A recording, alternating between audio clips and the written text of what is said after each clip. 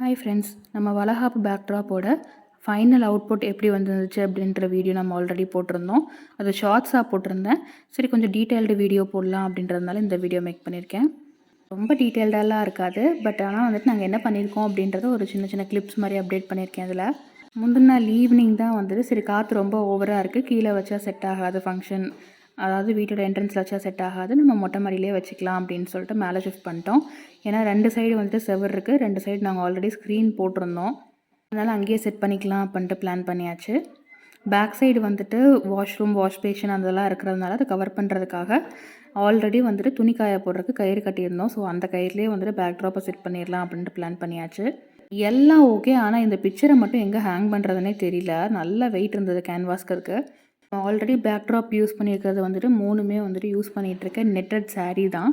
அதனால் நிறைய பின்னு, கம் அந்த மாதிரிலாம் எதுவுமே போட முடியாதுன்னு சொல்லிட்டு ஆல்ரெடி ட்ரெஸ் காய போடுற கிளிப்பை யூஸ் பண்ணி தான் எல்லாமே செட் பண்ணி வச்சுருக்கோம், முன்னாடி பெருசாக தெரியாத மாதிரி. அப்படி இருக்கும்போது மினிமல் பின்னை மட்டும் யூஸ் பண்ணிக்கலாம் அப்படின்னு பார்த்தாலும் இந்த சார்ட்டை வந்துட்டு செட் பண்ணவே முடியல. அந்த பிக்சரை நைட் ஆனதும் பலூன் எல்லாம் ரெடி பண்ணி கொடுக்கறதுக்கு பக்கத்தில் இருந்து பசங்க நிறையா வந்துட்டாங்க. எல்லாம் அவங்க தான் வந்துட்டு பலூன் ஃபுல்லாக ஊற்றி ரெடி பண்ணது. நைட்டு பலூனை வச்சு ஆல்மோஸ்ட் சுற்றியும் 3 சைட்ஸும் வந்துட்டு டெக்கரேட் பண்ணுற மாதிரி பிளான் பண்ணிச்சு. சென்ட்ரலில் வந்துட்டு பேக்ட்ராப் இருக்க ஏரியாவில் மட்டும் இந்த சென்டர் ஒரு லைன் மட்டும் நிறைய ஃபுல் பலூன்ஸ் வர மாதிரி பிளான் பண்ணோம். பட் ஆனால் நாங்கள் பலூனை வந்துட்டு பிளான் பண்ண ஆரம்பிக்கும் போதே நிறையா ஒவ்வொன்றா வெடிக்க ஆரம்பிச்சிது. நைட்டு டைம் ஆனதுனால பசங்களும் கிளம்பிட்டாங்க. கடைசியில் அந்த பேக்ட்ராப் வந்துட்டு பிக்சர் எங்கே செட் பண்ணுறதுன்னு தெரியாமல் சைடில் வந்துட்டு நாங்கள் டபுள் சைட் டேப் யூஸ் பண்ணி வாலில் பேஸ்ட் பண்ணிட்டோம். ஒரு ஃபோட்டோ பாயிண்ட் மாதிரி இருந்துட்டு போகுது அப்படின்ட்டு.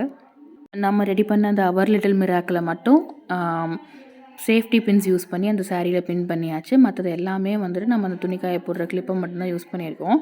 பாய் இட்ஸ் அ கேர்ள் அந்த ரவுண்டுக்குமே வந்துட்டு நம்ம ரப்பர் பேண்டை போட்டு அந்த இடத்துல சாரியை வந்துட்டு டிசைனாக டைப் பண்ணிவிட்டு அந்த ரப்பர் பேண்டில் பின் குத்தி நம்ம வந்துட்டு அந்த it's a bye it's a girl அப்படின்ற 2 ரவுண்ட் ஷேப்பையும் பிளான் பண்ணியாச்சு. ஆல்மோஸ்ட் நைட் செட்டப் வந்துட்டு ஓவர். இப்படி தான் இருந்தது நைட்டு. பட் நைட் வந்துட்டு ஒவ்வொரு பலூனாக வெடிக்க ஆரம்பித்து கடைசியில் காலையில் அவுட்புட் பார்க்கும்போது பலூனே இல்லைன்ற மாதிரி ஆகிடுச்சு. எல்லா பலூனும் ஆல்மோஸ்ட் வெடிச்சிருச்சு. ஒரு 80% பலூன் வெடிச்சிருச்சு. மீதி 20% வந்துட்டு சரி பரவாயில்ல விட்டுறலாம் அப்படின்ற மாதிரி போகும்போது கடைசியில் ஃபங்க்ஷன் டைம்லேயே 1-2 வெடிக்க ஆரம்பிச்சிது. ஸோ அவுட்புட் எப்படி இருக்குது, பேக்ட்ராப் போடுது அப்படின்றத சொல்லுங்கள். கொஞ்சம் நேரம் ஆக ஆக வந்துட்டு இது வெயிட்னால கொஞ்சம் கொஞ்சம் அங்கங்கே தொங்கிட்டு வர மாதிரி ஆயிடுச்சு. பட் ஸ்டில் வந்துட்டு துணிக்காய போடுற கிளிப்பு கொஞ்சம் கெட்டியாக இருந்ததுனால அது ஓரளவுக்கு ஹோல்ட் பண்ணிக்கிச்சு. மறுபடியும் வந்துட்டு காலையில் கொஞ்சம் அங்கங்கே அட்ஜஸ்ட் பண்ண வேண்டியதாக இருந்தது.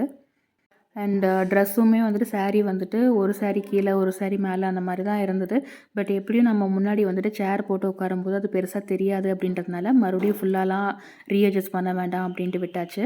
இந்த வீடியோவில் பார்த்தீங்கனாலே தெரியும் காற்று எந்த அளவுக்கு இருக்குது அப்படின்றத.